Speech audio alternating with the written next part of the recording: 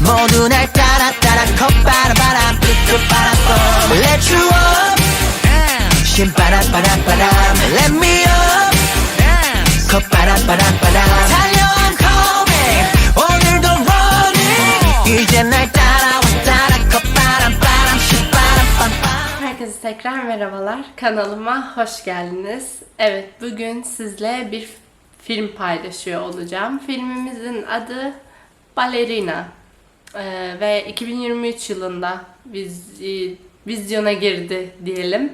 Şu an Netflix'te zaten yeni girdi, bu pazartesi gibi sanırım ve Top 10'da 7. sırada şu anda Türkiye'de. Oldukça enteresan ve aksiyon dolu bir film. 1,5 saatlik bir filmden bahsediyoruz. Ballerina bildiğiniz üzere Türkçe karşılığı balerin ve konusunu biraz anlatmak istiyorum.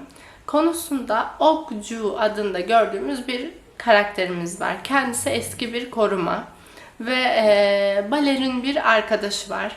Arkadaşının ölümü üzerine intikam peşine düşen, hatta intikam için yanıp tutuşan bir kadını görüyoruz. Ve gözü tamamen dönmüş, tamamen buna odaklı hareket ediyor ve bir sürü olayla bağlantılı, aksiyon dolu bir film aslında.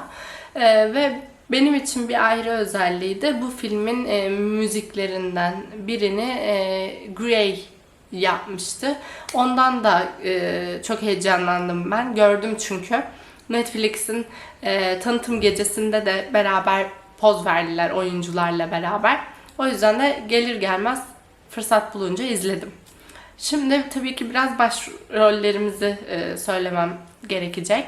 2 başrol sayacağım size. Biri zaten koruma, yani intikam peşinde olan karakterimiz Okju'yu canlandırıyor. Diğer oyuncumuzunsa karakteri gizli kalsın ama o da başrollerde. Jung Jong-soo ve Kim Ji-hoon adlı oyuncularımız başrolleri paylaşıyorlar. Ve bence güzel iş çıkarmışlar. Zaten ikisi de benim gördüğüm ve bildiğim oyuncularda. Şimdi yorum kısmı biraz daha farklı olacak diğer filmlere göre. Neden diyebilirsiniz? Şu sebepten dolayı. Bu filmle ilgili kesin bir kanıya varamadım. Aşırı beğendim mi? Hayır. Spesifik bir sebep var mı?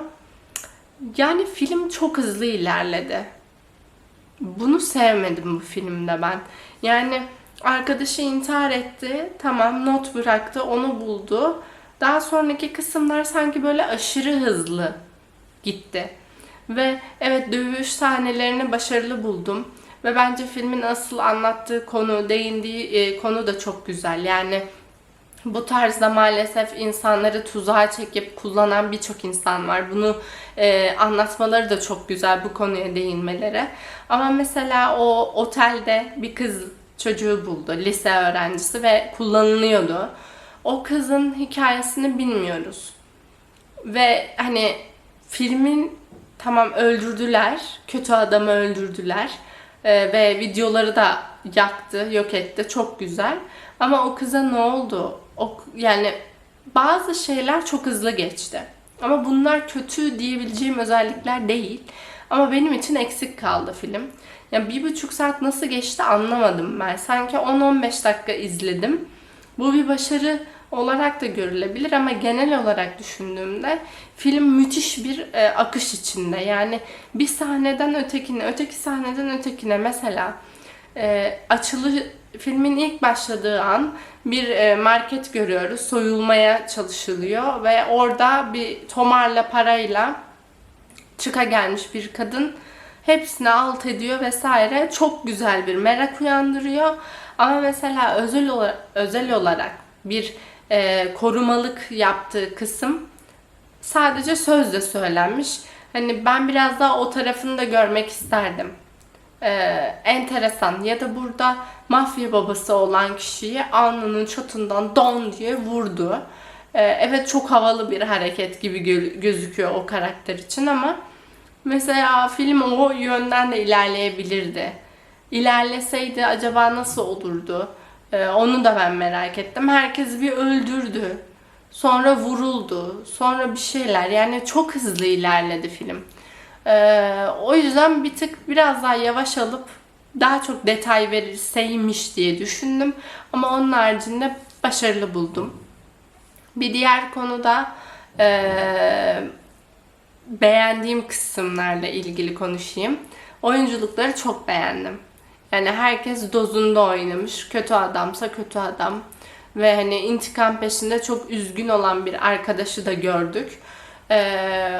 Ve bence etkileyiciydi. Ama ben sanki filmin ismini çok uygun göremedim filme. Bir sebep de bu olabilir. Benim beklentim çünkü ilk konusunu okumadan önce, yani Grey'den bahsettim konu anlatımında. Grey'in paylaştığı afişlerle bakıldığı zaman benim gözümde çok daha farklı bir şey canlandı. Filmin ismi Balerin. Ben zannettim ki o konuyla alakalı bir şeyler gelişecek. Çünkü biliyorsunuz bu konuda Netflix'te yabancı içerikler var. İzleyebilirsiniz.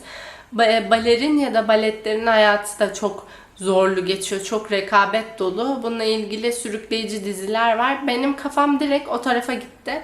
Hani bu nasıl diyeyim, okulun içinde, sanat okulunun içinde bir şeyler hayal ediyordum.